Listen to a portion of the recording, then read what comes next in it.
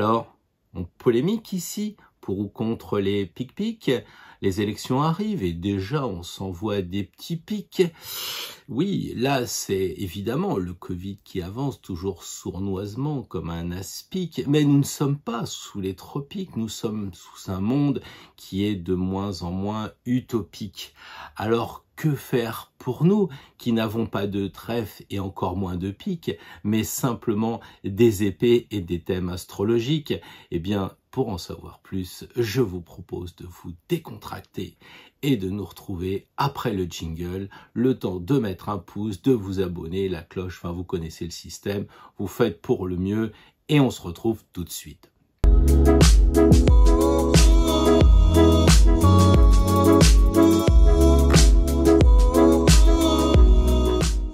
Alors bonjour et bienvenue à toutes, bienvenue à tous, surtout aux nouveaux abonnés qui découvrent la chaîne un samedi matin où on va parler d'astro et de tarot. Mais je crois qu'avec la dernière vidéo que j'ai eu la chance, vraiment beaucoup de chance de faire avec Patrick Gianni, vous avez vu qu'on pouvait comparer, mélanger l'astrologie et la tarologie. Patrick nous a avoué que depuis 1975, eh bien, il était un petit peu avec les cartes du tarot de Marseille.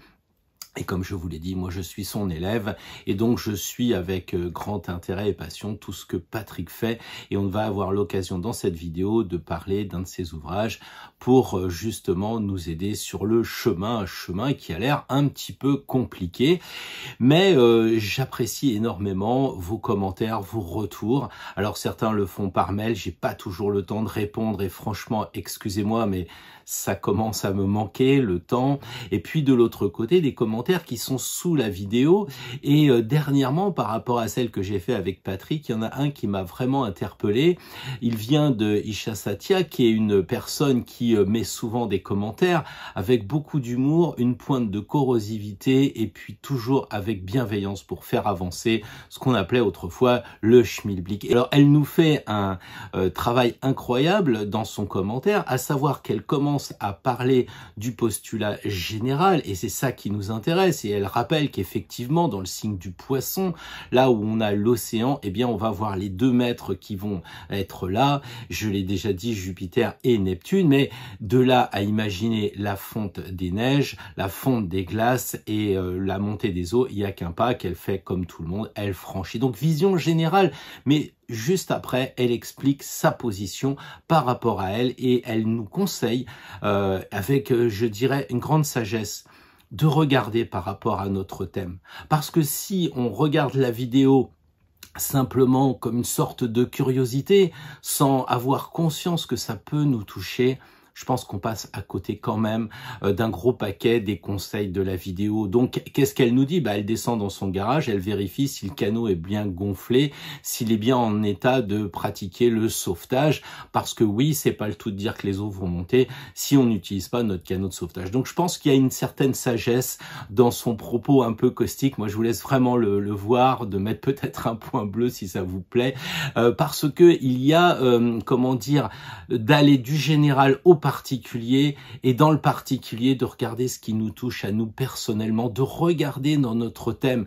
Vous avez la base incroyable de notre ami Daniel qui a fait son logiciel AstroQuick, vous pouvez rentrer vos données, vous pouvez regarder votre thème, vous pouvez le travailler et je ne cesse de vous y inviter au même titre que je vous suggère de tirer des cartes, peut-être une seule carte, de la prendre, de la regarder. C'est vraiment intéressant et si vous nous rejoignez aujourd'hui avec le tarot et l'astro, essayez de voir s'il n'y a pas un point, un pont intéressant comme nous l'avons fait avec Patrick dernièrement. Donc voilà ce que je voulais vous dire sur comment dire, le conseil de la semaine donné par justement un commentaire de l'une d'entre vous que je remercie, elle comme tous les autres, pour faire dynamiser, pour rendre plus dynamique la chaîne.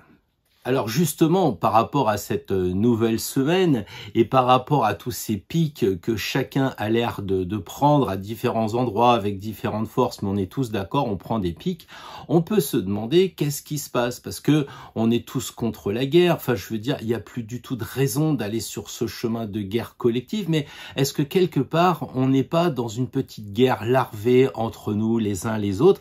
Est-ce qu'on n'est pas justement, puisqu'il y a la guerre, il y a deux participants, hein, il faut être deux pour faire la guerre.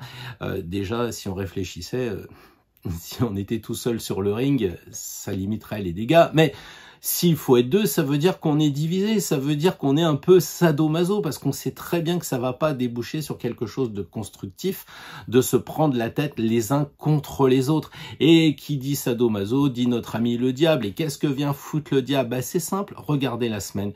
Du 13 au 19, en plein milieu de la semaine, le 15, eh ben oui, il est là. Alors il vous dit tout le temps qu'il n'existe pas, et c'est sa plus grande force au diable, c'est de faire croire qu'il n'existe pas, mais le 15, il est là.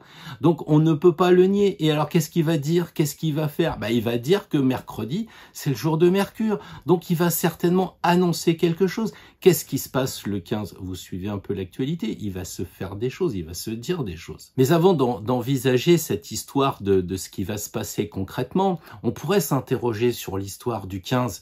On pourrait dire d'où ça vient. Et bien là aussi, il convient peut-être, avant de passer à l'action, quand même, d'étudier le 15. Prenez un carré magique, par exemple, vous regardez, la somme de tous les côtés fait 15. C'est amusant, non? C'est le carré de Saturne. Et 15, 15, 15, donc 5 et 1, 6, on en a déjà parlé. Donc ça fait 666. Donc ça veut dire quand même que il y a quelque chose qui est réglé par rapport à ce chiffre-là. Et c'est pas de la superstition, c'est qu'après, on peut l'utiliser concrètement. Évidemment, si vous me dites le président de la République a été élu avec 66,06%, vous allez me dire, waouh, est-ce que c'est pas de la superstition? Surtout qu'après, il nous fait un grand discours devant une pyramide. Ah là là! Eh bien justement, tout ça c'est intéressant, c'est pour nous faire travailler un mot, une chose, pas une vertu, mais pour moi pratiquement, c'est le discernement. Nous sommes tellement informés maintenant, nous sommes donc de plus en plus intelligents, cultivés, instruits par rapport à autrefois où nous étions à la mine, dans les champs, etc. Eh bien, je crois que là, on nous dit maintenant, vous êtes en phase d'évolution, eh bien, ayez le discernement. Parce que c'est facile de juger Louis XIV, et c'est facile de dire que Richelieu, il aurait pu mieux faire, en tant que Français, bien entendu. Eh bien, peut-être que si on avait été à sa place, on n'aurait pas fait ces choses-là. Parce que à l'époque, eh bien, les femmes s'occupaient surtout des enfants, etc. Les hommes ramenaient de quoi manger et on n'avait pas le temps. Les temps étaient durs, on mourait peut-être un peu plus jeune qu'aujourd'hui, pardon. Et finalement, on n'était pas instruit, on n'était pas intelligent, on savait pas lire, on savait pas écrire. Mais maintenant, c'est plus le cas. On sait lire et écrire, et puis on sait écouter, on sait entendre, on sait voir, on sait regarder aussi. Donc là, il faut travailler absolument notre discernement par rapport à ce qui se dit. Et c'est là que ça devient vraiment intéressant. Parce que sinon, on va, si on ne travaille pas le discernement, on fera dire aux choses ce qu'elles ne veulent pas dire. Prenons l'exemple du 15, puisqu'on sera le 15-9. Là. Le 15, c'est 5 et 1, 6, 9 et 6, 15. Ah bah vous voyez, on revient encore au diable. Ah bah oui, évidemment, sauf qu'on sera le 15-9 2021, donc il faut quand même mettre tous les chiffres. Et là, évidemment, ça fait plus 15, ça fait 2. Vous voyez, il n'y a pas du tout de division là-dedans, il n'y a pas du tout de dualité. C'est ça. Pourtant, le 15, il y a quand même des personnes qui vont se poser des questions. Il y aura peut-être des gens qui auront des réponses. À savoir qu'ils ne voudront plus être bibliothécaires. Ils ne pourront plus être sapeurs-pompiers. Ils ne pourront plus, parce que c'est leur corps, parce que c'est leur vision, parce que c'est leurs idées, après tout, eh bien, ils ne pourront plus être médecins. Ils ne pourront plus travailler dans un hôpital en tant qu'infirmiers. Bref, il y a, et vous le savez, plein de gens qui ne voudront pas contrôler les autres dans les restaurants. Bref. On voit que le 15 est quand même une journée difficile parce que les gens vont devoir faire un choix et c'est un peu diabolique quand même, d'autant qu'il y a des personnes qui se sont solidarisées des autres, d'autant qu'il y a des gens qui souffrent aussi pour voir les personnes en difficulté par rapport aux choix qu'ils font. Bref, le 15, ça va être une journée quand même assez difficile. On sait qu'on va vers une pleine lune. Le 13, ça va commencer à monter au niveau de la lune. Les émotions vont monter. remonter après, à partir de lundi. Donc, ça va être compliqué dans cette phase ascensionnelle. Alors, puisqu'on parle de la Lune, qu'en est-il de la carte du ciel du 15? Est-ce qu'on peut essayer de trouver un élément de réponse par rapport à la carte du ciel?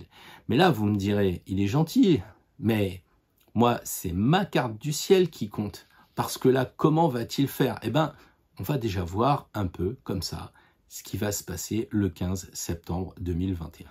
Le 15 septembre 2021, quand on prend le thème de la journée, on peut être un peu surpris quand même parce qu'on pourrait pratiquement y voir un peu une sorte de balance. Ça me rappelle un peu le thème de Lennon, là, tout est à gauche, tout est à droite. Bon, pour une balance, c'était un peu logique. Et là, on s'aperçoit qu'en tirant un trait, on a des planètes dites de génération assez lentes sur le côté gauche et sur le côté droit. Il nous reste 4 planètes. Donc, on a Vénus, on a Mercure, on a Mars et puis le Soleil qui est un luminaire. Donc là, on a côté droit ces planètes assez proches de nous, des planètes de, comment dire, de personnalité. De l'autre côté, des planètes plutôt de génération. Mais ce qui est intéressant, c'est de remonter. Prenons celle du bas. Celle du bas, nous allons avoir Uranus. Et il y a un petit R, il est rétrograde. On va monter, on a Chiron. Ah, il est rétrograde. Après, si je me trompe pas, on a Neptune. Ah, qui est rétrograde, on continue la course. Et puis Jupiter, qui est aussi rétrograde. Et puis Saturne, qui est aussi rétrograde. Et on finit avec Pluton, qui est aussi rétrograde. La Lune n'est pas rétrograde, puisque la rétrogradation, c'est quand on regarde dans le ciel une planète, on a cette illusion d'optique, on a cette impression que la planète, au lieu d'avancer, recule. Donc ça, c'est ce que les anciens voyaient. Nous, aujourd'hui, c'est calculé, parce que Pluton rétrograde, c'est quand même pas facile à voir à l'œil nu, vous vous en doutez.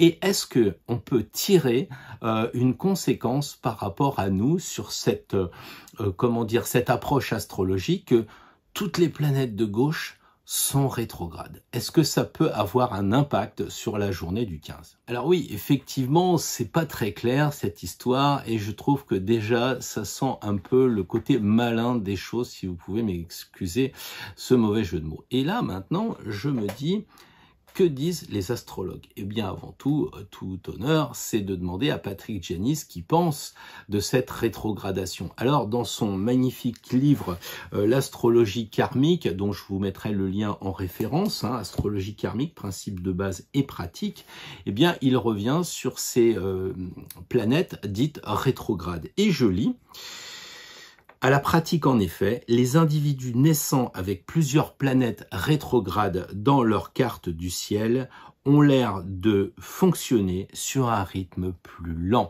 Ce qui signifie qu'en fait, eh bien, la rétrogradation, elle nous permet de souffler. Alors, je ne vais pas revenir sur les planètes et leurs phases, puisqu'elles avancent, elles reculent pour certaines d'entre elles. On ne va pas faire un cours, mais on va dire simplement que quand on a une tension avec Pluton, vous savez, quand il veut nettoyer et purifier, à un moment donné, il rétrograde, donc il nous laisse souffler et il nous permet de finir le nettoyage. Et si on ne le finit pas, comme disait tout à l'heure la personne qui est intervenue en commentaire, Pluton va revenir et va terminer le nettoyage. Et là, je crains vraiment que si c'est pas fait, ça va faire mal.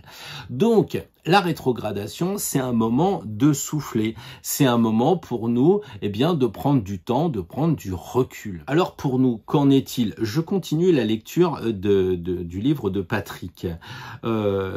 Ils paraissent toujours en recul face à une situation donnée comme décalée.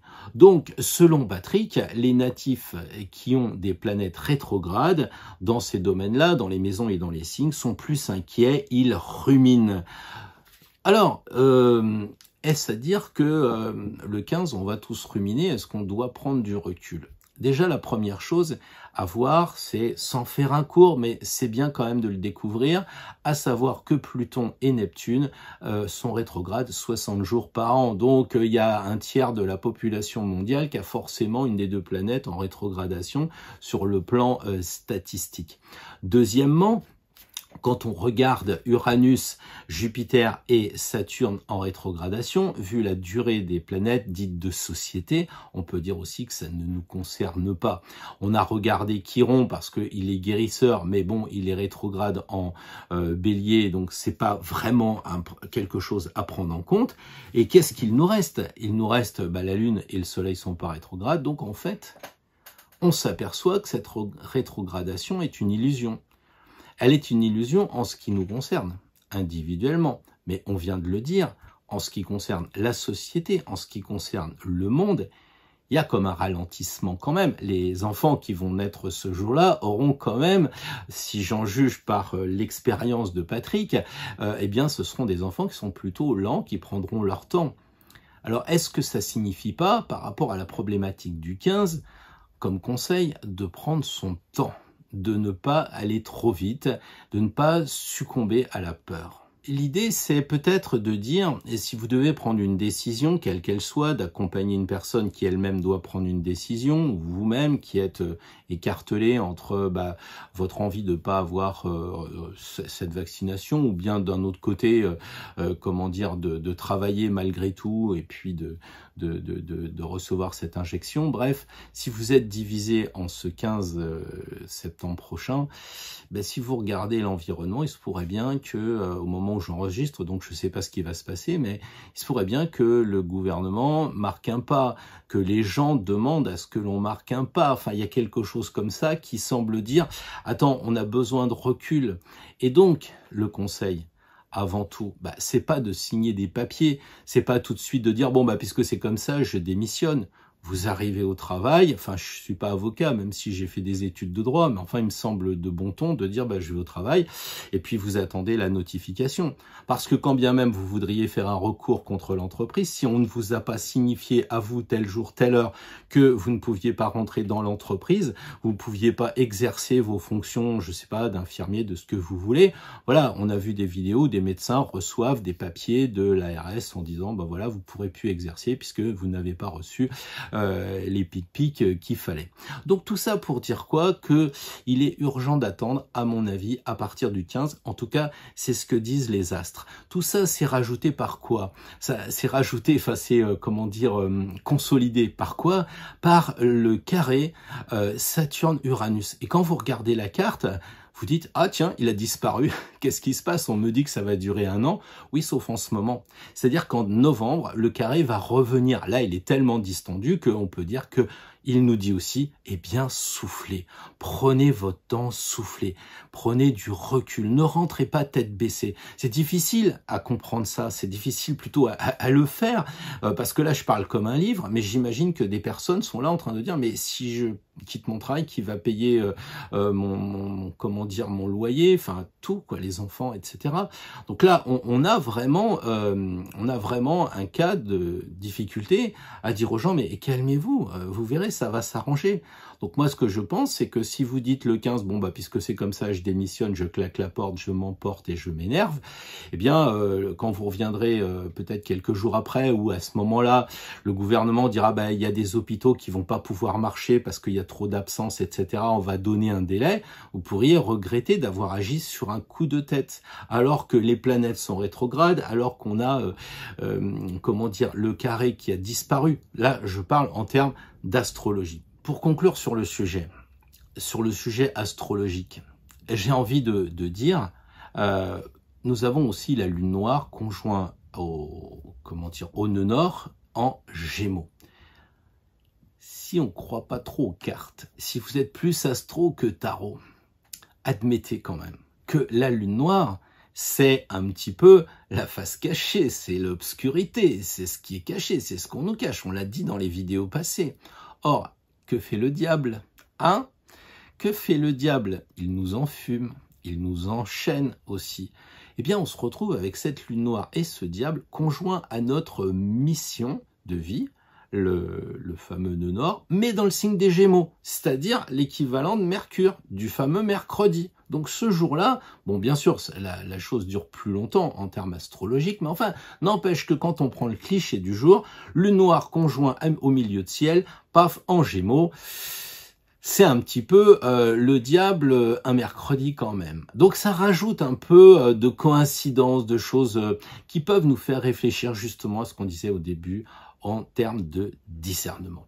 Voilà, donc c'est un peu difficile pour moi de vous proposer des tirages toujours nouveaux, renouvelés, avec plus de pertinence, parce que ça tourne toujours avec ce qu'on vit en ce moment, que c'est pas la joie, qu'on peut pas aller à l'étranger, qu'on peut pas aller au restaurant, ou si on va au restaurant, on a des amis qui vont dire bah non, moi je viens pas. Enfin, vous voyez le truc, quoi.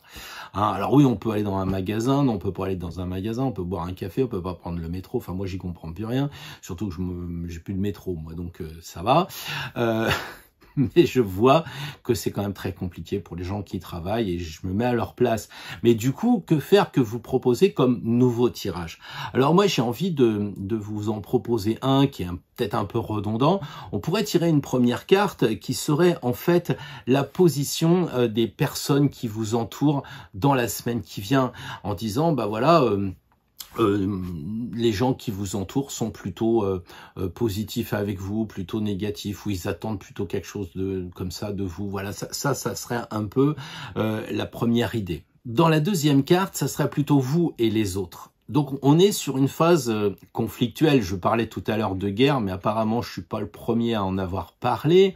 L'idée c'est de se dire, oh, la première carte c'est les autres par rapport à vous. Qu'est-ce qu'ils vous veulent là? Est-ce qu'ils vous veulent peut-être de la bienveillance? Mais vous remontez sur vos grands chevaux, vous êtes tout de suite énervé, parce que c'est ça aussi le problème, hein.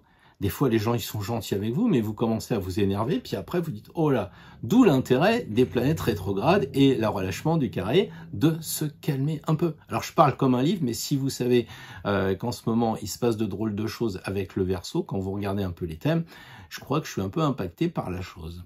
Donc, je dirais que la première carte, ce sera les autres, la deuxième carte, ce sera vous par rapport aux autres, et la troisième carte, ce sera le conseil, comment vous comporter, et la quatrième, ce sera évidemment, on en a l'habitude maintenant, ce sur quoi vous devriez tendre. Donc 4 cartes majeures. Donc je vous propose un tirage en 4 cartes, peut-être un peu déjà vécu, mais il faut apprendre, il faut répéter. Première carte, le comportement des autres par rapport à vous. Et peut-être que vous serez surpris d'apprendre que les gens sont bienveillants avec vous, mais tout de suite vous montez sur vos grands chevaux, vous les écoutez pas, préjugés, etc. Donc c'est intéressant d'avoir un premier regard sur les autres. Le deuxième regard, ça sera sur vous-même. Comment êtes-vous dans cette semaine du 13 au 19 et plus particulièrement le 15? Qu'est-ce qui fait que vous allez être plutôt de telle ou telle façon? Troisième carte, tout simplement, le conseil dans votre action, que devez-vous faire? Et la dernière carte, ce sera tout simplement la solution, ce qui devrait se passer si vous suivez bien les 3 premières cartes. On va garder les arcanes majeures parce que j'ai bien envie quand même de travailler un petit peu les regards. Vous savez que je mets quelques cartes sur Instagram. La force selon Vieville qui regarde la force selon Kamoin Jodorowsky. Comment se fait-il qu'on passe du 11 au 9, etc. Des regards. Et ça m'intéresse vraiment de travailler cette force qu'a le tarot dans les regards qui se répondent, qui s'écoutent, etc. Ça marche pas à tous les coups, hein, parce que je sache, la roue de fortune, il n'y a pas beaucoup de regards, mais il y en a quand même qui peuvent nous donner des bonnes solutions pour faire l'ensemble des 4 cartes. Et c'est ça un peu qu'il faudrait travailler ce week-end-là, puisque les cartes, on commence maintenant à les connaître, hein, on a les grandes lignes, hein, de toute façon, il suffit de les regarder, on en a déjà parlé, je sais pas, l'ermite regarde à gauche vers le passé, c'est un vieillard, bon, bah c'est très passé, voilà, c'est tout. Enfin, il est pas mort, hein, il est très passé. Il faut d'abord passer 3 fois, enfin bon, il y a une histoire comme ça. Donc simple, on connaît les cartes, on les regarde, mais ce qu'on oublie, c'est qu'elles peuvent se relier. Imaginons toutes les cartes regardent une carte plutôt au milieu, 2 qui regardent comme ça, une qui regarde comme ça. Qu'est-ce qu'elle a cette carte-là? Vous voyez? Les regards. On pourrait travailler là-dessus et je pense que ça serait pédagogique en même temps que ça pourrait être instructif par rapport à cette semaine qui a l'air quand même un peu difficile. Et au moment où je vous parle, vous imaginez que je ne sais pas ce qui va se passer à la manifestation qui va avoir lieu demain, puisque moi je fais mon tirage le vendredi pour le samedi, donc je ne sais pas ce qui va se passer du tout. C'est simplement l'analyse de la carte astrologique et puis aussi des tirages. Donc on se retrouve demain matin. Si vous avez le courage, et vraiment je vous le souhaite, je vous le recommande, sortez votre jeu et faites-le pour vous. Et demain matin, vous regardez un peu comment ça se pratique entre nous, puis ça sera signe par signe, donc vous verrez aussi si ça cadre bien. Pensez aussi, comme le disait Isha Satya, de regarder votre thème astrologique. Allez sur le site de Daniel, AstroQuick, regardez votre thème. Est-ce que ça vous parle? Qu'est-ce qui se passe? Parce que peut-être qu'il faudra effectivement aller au garage et sortir le canot de sauvetage. En tout cas, j'espère que non, mais c'est toujours bien de prévenir parce qu'un homme ou une femme avisée en valent deux. Donc je vous dis à demain matin. Bon après-midi. Bonne soirée si vous me regardez plus tard. Et demain matin, 9 h, rendez-vous ici même sur YouTube Astro Tarot.